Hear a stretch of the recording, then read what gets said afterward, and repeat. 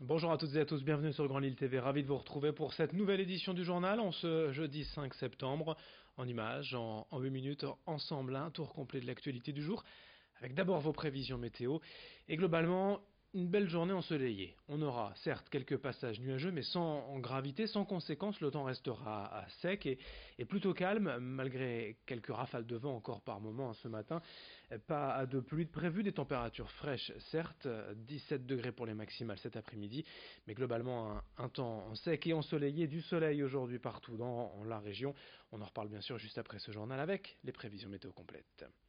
À la une d'abord le témoignage exceptionnel des deux mamans de Selom et de Mathis, deux jeunes de 20 et 18 ans percutés par un train et morts en décembre 2017 à Lille-Fives alors qu'ils étaient poursuivis par la police. L'affaire avait suscité à l'époque une vive polémique quant à l'action des policiers cette nuit-là. Aujourd'hui encore, de nombreuses questions se posent pour les familles des victimes. Les deux mamans ont ainsi créé un collectif pour mobiliser la population et connaître la vérité. Pour elles, il est certain que les garçons fuyaient la police par peur de prendre des coups. Leur témoignage au micro de Rémi Desremeaux. Il y a eu beaucoup de diffamations par rapport à nos enfants. On les a traités de délinquants, de dealers, alors que c'était pas du tout le cas. Vu que l'enquête est au point mort, puisqu'il y a eu les vacances judiciaires, on a appris qu'on changeait de juge d'instruction. Donc là, on a l'impression qu'on va redémarrer à zéro avec un nouveau juge. Et c'est ça qui nous angoisse un peu. Parce que ça va encore nous faire reculer des mois et des mois l'enquête. Et nous, on veut une reconstitution. Donc on a notre avocat qui a déposé la demande en chambre d'instruction, qui doit sûrement être en dessous d'une pile. Et nous, on veut qu'elle remonte au-dessus de la pile. Parce que pour nous, c'est important pour l'enquête. Dans l'actualité aussi, en cette rentrée, la lutte contre les cancers pédiatriques, une cause régulièrement relayée ici, d'autant plus aujourd'hui à l'occasion du lancement du mois de septembre en Or. Dans la région, plusieurs animations sont au programme, d'abord pour sensibiliser l'opinion publique au cancer des enfants et des adolescents, mais aussi bien sûr pour récolter des fonds pour le projet de nouvelle unité de soins du centre Oscar Lambré à Lille. Ici même, près de 600 jeunes atteints de cancer sont suivis chaque année. L'objectif est de récolter 200 000 euros en un mois pour financer cette unité de soins. Et chacun peut participer. Explication recueillie par Rémi Desremeaux.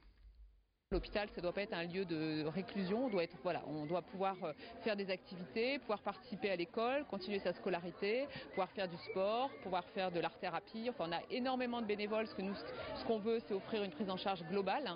Et donc, pour pouvoir faire en sorte que tout se passe dans de bonnes conditions, on avait besoin d'une unité plus grande, avec d'une part une aile d'hospitalisation pour les plus petits, les 0-15 ans, et puis une aile plus spécifique 15-25 qui leur permettent d'être quand même ensemble, mais tout en n'étant pas avec les tout petits. L'hôpital, c'est pas forcément, ça peut être un lieu de vie avec des salles vraiment centrales qui permettent à tous de se retrouver et d'avoir une hospitalisation la plus facile possible. Toutes les infos concernant cette action sur septembre-en-or.centre-oscar-lambré.fr. Dans cette édition également, et si en guise de bonne résolution pour la rentrée, vous passiez au covoiturage depuis plusieurs années, avec la hausse du prix du carburant et la question environnementale, de plus en plus de salariés roulent ensemble vers leur lieu de travail. Blablacar, l'un des leaders français du covoiturage, s'est ainsi adapté en proposant l'application Blabla Lines, une plateforme spécialisée dans les trajets domicile-travail, qui met donc en relation les covoitureurs en fonction de leur parcours quotidien et de leurs horaires. Le conducteur perçoit une indemnisation de 3 à 6 euros en fonction de la distance et sous certaines conditions, parfois le passager lui ne paye rien. Exemple avec Maïté et Thoman qui font la route ensemble de Lille à Wascal chaque jour. Leur témoignage au micro d'Idil Gunay. Première fois stressée, mais normal comme tout le monde. Enfin, les rencontres, c'est jamais facile. On sait pas sur qui trop on va tomber. Mais non, on s'entend vraiment bien. On parle de boulot, on parle un peu juste d'actualité, de tout ce qui, voilà, un peu de vie perso parce que en 3 semaines, matin et soir, il y a le temps quand même que ça s'installe. Mais voilà, non, ça se passe vraiment bien, donc c'est cool. On s'est rencontrés, le feeling est bien passé. C'est une personne qui fait également les trajets matin et soir, voilà.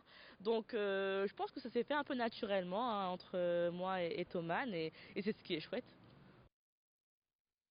Autour du festival Ciné Comédie à Lille du 2 au 6 octobre prochain, une deuxième édition avec l'acteur et réalisateur Michel Blanc comme parrain, et un pays à l'honneur, la Belgique.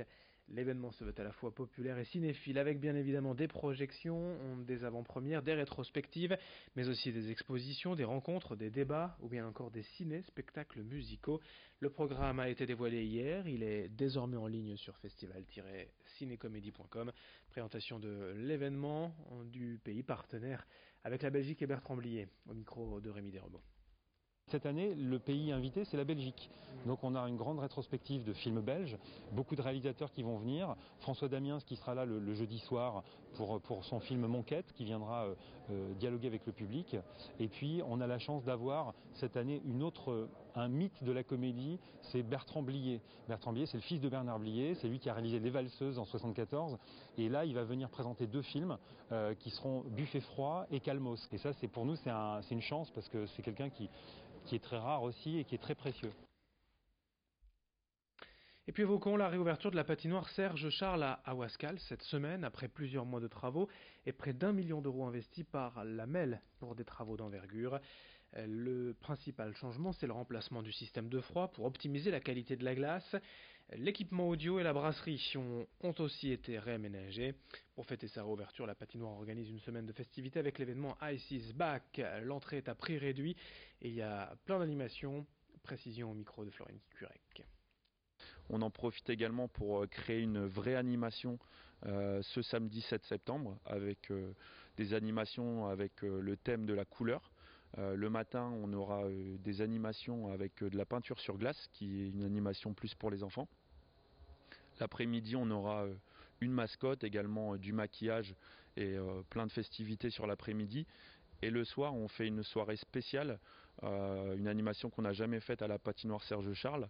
On fait une animation qui s'appelle Holy on Ice. Et en fait, on va s'amuser à envoyer de la poudre de couleur sur la piste et sur les gens qui seront présents samedi soir, avec la présence d'un DJ, des lumières et du son de bonne qualité ce samedi. Jeudi 5 septembre, vous êtes bien sur Grand Lille TV. Dans un instant, vos prévisions météo à suivre.